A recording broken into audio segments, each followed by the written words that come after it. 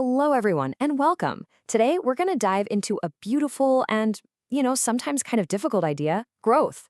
We're going to look at it together in both English and Chinese to understand it in a whole new light. So, let's just start with a big question. I think it's one we've all asked ourselves. Why does growing sometimes feel, well, painful? Have you ever noticed that? The very process of getting better, stronger, or wiser can actually hurt. Kind of weird, right? Let's find out why. Okay, so here's the core idea for today. For us to grow spiritually, we actually need two things. The first one is pretty obvious, nourishment, or 养分. That makes sense, right? We need good things to grow. But it's the second one that's tricky. It's something called pruning, or 修剪. And yeah, that's often the part that feels painful. To really get our heads around this, we're going to use a simple and really beautiful picture, a metaphor. Let's look at the story of the gardener and the vine.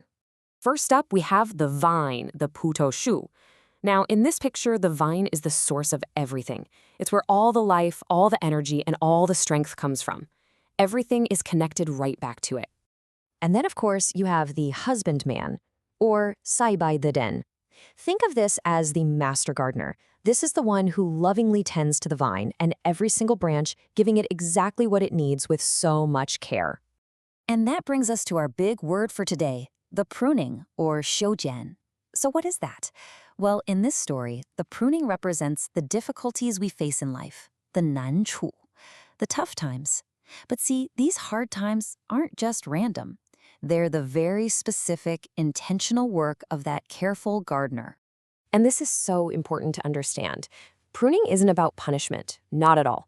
Its whole purpose is to remove the things that are actually getting in the way of our growth, like dead leaves or tangled branches that are holding us back. It's all about clearing the way so we can really thrive. All right, so let's dig a little deeper now and see how Scripture talks about this whole idea. Now, this verse is just key. Did you catch that? The pruning happens to the branches that are already bearing fruit. So it's not about fixing something that's broken. It's about helping something good become even better, so we can bear more fruit. The goal is always more abundance. 结果子更多. Here's another powerful way to think about it. Pruning can feel like being in a furnace of affliction, a 苦难的炉中.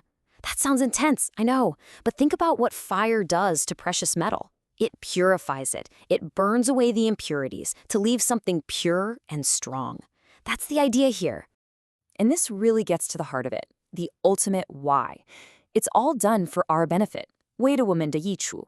The whole point is so that we can become more like the gardener himself, to share in his goodness and character. Okay, so if we know this pruning process is actually for our good, how on earth do we respond to it when it's happening? Well, it requires a big shift in how we see things, moving from a place of pain to a place of praise. Here are 3 steps that can really help.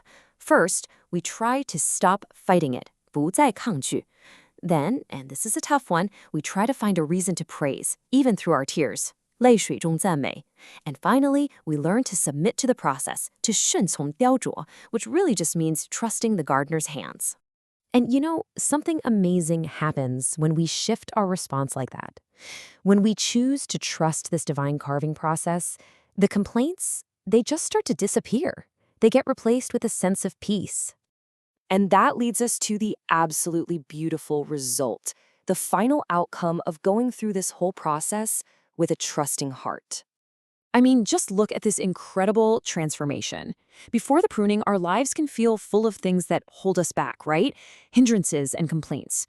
But after, wow, we see the result is more fruit and something called a mature fragrance. The very thing that caused pain becomes the source of our beauty and strength. So, if you remember one thing from our time together, let it be this. The crucial point is that pruning is not about taking something away from you. It's about making space for a more abundant life. 修剪是为了更丰盛的生命. And so I'll just leave you with this final thought to carry with you. When you look at your own life, what challenge, what difficulty might actually be the gardener's gentle hand at work? What is being pruned today so that something even more beautiful can grow tomorrow?